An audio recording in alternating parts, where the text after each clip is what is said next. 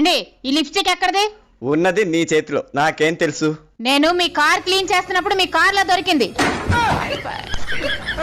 నా కార్ నేను క్లీన్ చేసుకుంటాను కదా, నువ్వెందుకు క్లీన్ చేయాలి? ఆ సంగతి తర్వాత ముందు లిప్స్టిక్ ఎక్కడిది? అడుగుతుంటే ఆలోచిస్తారేంటి? నిజం నిప్పు లాంటిది, కాలిపోతుంది, చెప్పడానికి ఆలోచించాలి.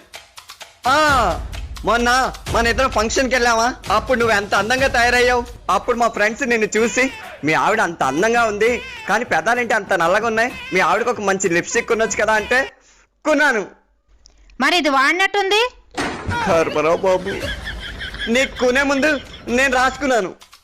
చాలా కాస్ట్లీలా ఉంది కదండి.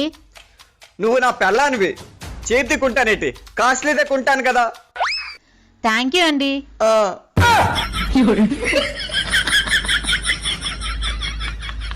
వస్తే తలనొప్పి వస్తుంది, టీ పెట్టే. టీ పొడి లేదు. సరే కాఫీ పెట్టు. కాఫీ పొడి కూడా లేదు. మరి పాలలో కలపడానికి బూస్ట్ హార్లిక్స్ ఏదో ఒకటి ఉంటది కదా, అదైనా కలిపివు. అది కూడా లేదు. విషం ఉంది, కలిపిమ్మంటారా? అది కలుపుకుని నువ్వు తాగే, నాకు పట్టిన తలనొప్పి పోతుంది.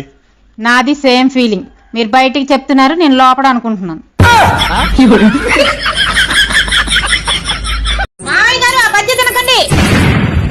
తినేసానమ్మా. తినేసారా? తినేసానమ్మా. ముందు తిన్న చిన్న బజ్జీల కంటే తర్వాత తిన్న పెద్ద బజ్జీ చాలా బాగుందమ్మా. అలాంటి బజ్జీ నా జీవితంలో ఎప్పుడు తినలేదమ్మా. మీరే కాదు మామయ్య గారు, మీ వంశంలో కూడా ఎవరు తినుండ్రు. అవునా? ఏం బజ్జీ అమ్మా? ఎలక బజ్జీ. ఎలక బజ్జీయా? ఎలక బజ్జీయే.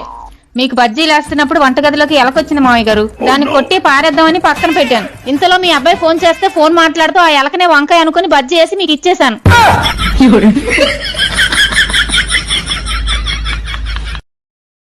నీకు 1,00,000 రూపాయలు కావాలని మా నాన్న అడుగుతానన్నావు, అడిగేవా? అడిగా. ఏమన్నాడు? నువ్వు తిట్టనంటే చెప్తా. ఫస్ట్ చెప్పు. తిట్టకూడదు మరి. తిట్టని చెప్పు. అల్లుడు, నీకు 1,00,000 కాదు, కావాలంటే ఇంకో 1,00,000 ఇస్తా, ఆ రాక్షసుని మాత్రం ఇంటికి పంపించద్దు అన్నాడు. అదిగా మాస్టర్ గారు, మా ఆయన గారికి ఫోన్ చేస్తుంటే కట్ చేసి ఇంగ్లీష్ లో ఏదో మెసేజ్ పెట్టారండి. నాకు ఇంగ్లీష్ చదవడం రాదు కదా, ఏం రాశారో మీరు చదివి చెప్పండి. నాకు ఆకలేస్తుంది, భోజనం చేసిన తర్వాత మాట్లాడతాను. నేనేం మీతో మాట్లాడడానికి రాలేదండి, మా ఆయన ఏం రాశారో తెలుసుకోవడానికి వచ్చాను. ఆకలేస్తుంది, భోజనం చేసిన తర్వాత మాట్లాడతాను.